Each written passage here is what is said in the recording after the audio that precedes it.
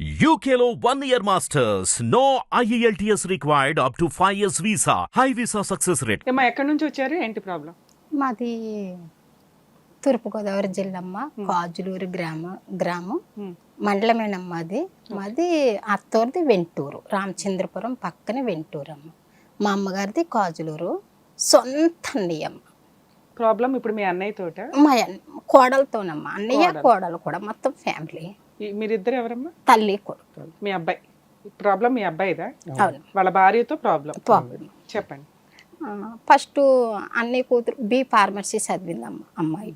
మేనరికమే చేసుకున్నారు? చేసుకున్నాం. అన్నయ్య ఇయ్యారు అమ్మ. మీరు ఎంతమంది? 5 మమ్మీ. ఈయన ఎన్నో? ఆయన ఫస్ట్ పెద్ద ఆయనమ్మ అన్నయ్య, నేను 4. అయితే మా చెల్లిగారు అమ్మాయి పెళ్ళి అవుతే వెళ్ళామమ్మ. వెళ్తే చేసుకుంటానని అన్నదంటమ్మ. అడిగితే మరి ఇలా డ్రైవర్ రా మరి మా అబ్బాయి. మీకు ఎంతమంది పిల్లలమ్మా? 2 పాప బాబు. మీ హస్బెండ్ ఏం చేస్తారు? డ్రైవర్. మా అబ్బాయి కూడా డ్రైవర్. మీ అమ్మాయి మ్యారేజ్ అయిపోయిందా? అయిపోయిందా. లవ్ మ్యారేజ్ అమ్మ. మీ అమ్మాయిది ఇక్కడే అమ్మ. అయితే మరి రూపాయి పావలా మా అబ్బాయిది, నీ ఇష్టం రా చేసుకుంటే నేను చేస్తా. నాకు అబ్బాయి రూపాయి పావలా అంటే ఏంటి? అంటే జాబ్ లేదు కదమ్మా. అమ్మాయి ఏమో చదువుకుంది కదా, బి ఫార్మసీ. మీ అబ్బాయి ఏం చదువుకున్నాడు? డిగ్రీ చదివాను. డిగ్రీ చదివారు. రూపాయి పావలా ఏంటి? ఆ లాజిక్ నాకు అర్థం కాలే. అంటే అమ్మా ఎక్కువ సంపాదించలేడు అని అర్థం అమ్మ. అమ్మాయి జాబ్ చేస్తుందా? చేయట్లేదమ్మా, చదువుకుంది అంతే, జాబ్ ఏమీ చేయదు. లేదు. అయితే పెళ్లి చేసుకున్న వెంటనే మీరు హైదరాబాద్ తీసుకెళ్ళిపోతానని చెప్పినాం. ఓకే అమ్మ, నాకు ఎక్కడైనా పర్వాలేదా అన్నాడు. హైదరాబాద్ తీసుకెళ్ళటం అంటే? మేము హైదరాబాద్ లో ఉంటున్నామమ్మా. అవును, మీరు ఎక్కడుంటే అక్కడే ఉండాలి, అమ్మాయి కూడా. అంటే ముందు చెప్పాలి కదమ్మా. హైదరాబాద్ తీసుకెళ్ళిపోతాం అన్నయ్య, మేము అయితే ఇక్కడ ఉంటాం కదా, డ్రైవర్లు కదా అని చెప్పినాం. అంటే సరే అమ్మ అన్నారు. ఇప్పుడు అప్పుడే పెళ్లి చేయాలి. ఎంతమంది పిల్లలు? 2 అమ్మాయిలు. ఈ అమ్మాయి ఎన్నో అమ్మాయి? చిన్న అమ్మాయి. చిన్న 21 అమ్మ అబ్బాయికి. ఇప్పుడు చిన్నోడు కదా అన్నయ్య, అప్పుడే పెళ్లి చేయను అన్నయ్య అంటే, లేదమ్మా నేను అమ్మాయిని కాపలా కాయలేకపోతున్నాను. వదిన అంగన్వాడీ టీచర్ అమ్మ, అన్నయ్య అయ్యారు. అమ్మాయిని కాపలా కాయలేకపోతున్నాను, చేసేసుకో చెల్లి. కాపలా కాయడం అంటే అమ్మాయికి లవ్ అఫైర్స్ ఉన్నాయా లేకపోతే ఏంటి? ఎవరితో పడితే వాళ్ళతో వెళ్ళిపోతుందా ఏంటి అసలు దాని మీనింగ్? తెలదమ్మా, మేము వెళ్ళినాక తెలిసిందమ్మా. అసలు కాపలా కాయలేకపోవడం అంటే మాకే ఒక డౌట్ వస్తుంది, మీకు ఎందుకు రాలేదు? రాలేదమ్మా అసలు. అంటే బావ బామ్మది ఎట్టకారాలు ఆడుకుంటున్నారా అనుకున్నామమ్మా. కూతురు మీద అలాంటి వెటకారాలు కూడా వేస్తారా? మీరు నమ్మేశారు. ఎంగేజ్మెంట్ అయ్యాక 2 ఇయర్స్ ఆగి మ్యారేజ్ చేసుకుంటాం అని చెప్పాము. ఎప్పుడైంది అసలు మీ మ్యారేజ్? సంబంధం ఎప్పుడు వచ్చింది, ఎప్పుడు పెళ్ళి? సంబంధం సెప్టెంబర్ 3వ తారీఖు 2021లో ఎంగేజ్మెంట్ అయింది మేడం. 21లో ఎంగేజ్మెంట్ అయింది, సెప్టెంబర్లో. 2 ఇయర్స్ తర్వాత మ్యారేజ్ చేసుకుంటాం అని చెప్పాము. అంటే అప్పటికి నీ ఏజ్ 19 ఇయర్స్? 21.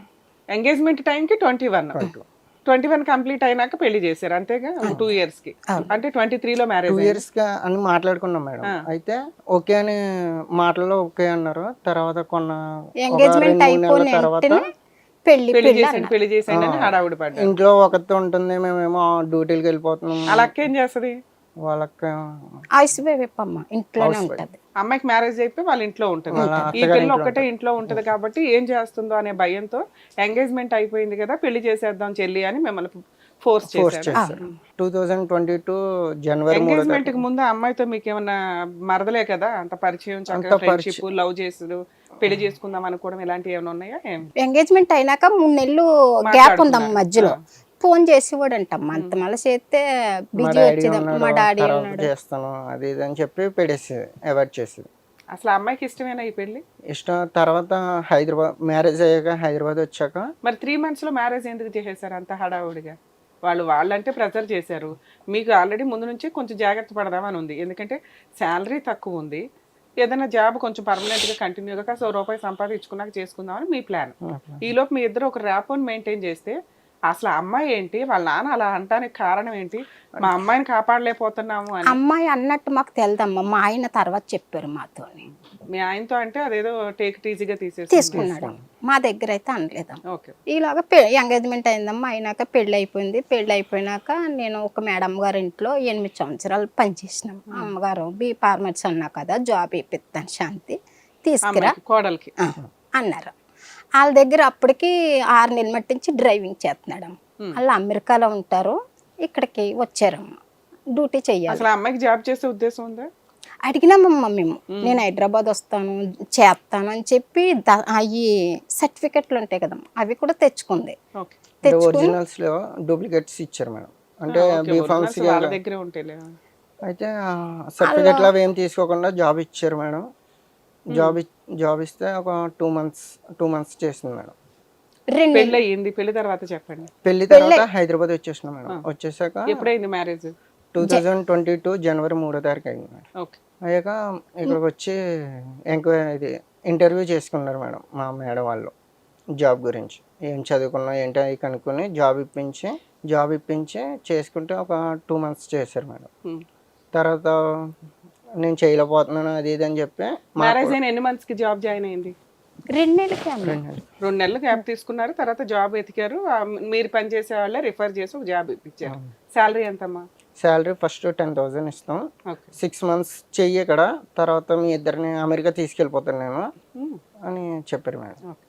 సో ఇప్పుడు ఇప్పటిదాకా మీరు చెప్తున్న స్టోరీ ఏంటంటే మీకు అసలు చిన్న వయసులోనే పెళ్లి చేయాలని ఎందుకు అనుకున్నారు? అబ్బాయి 20-21 టైము.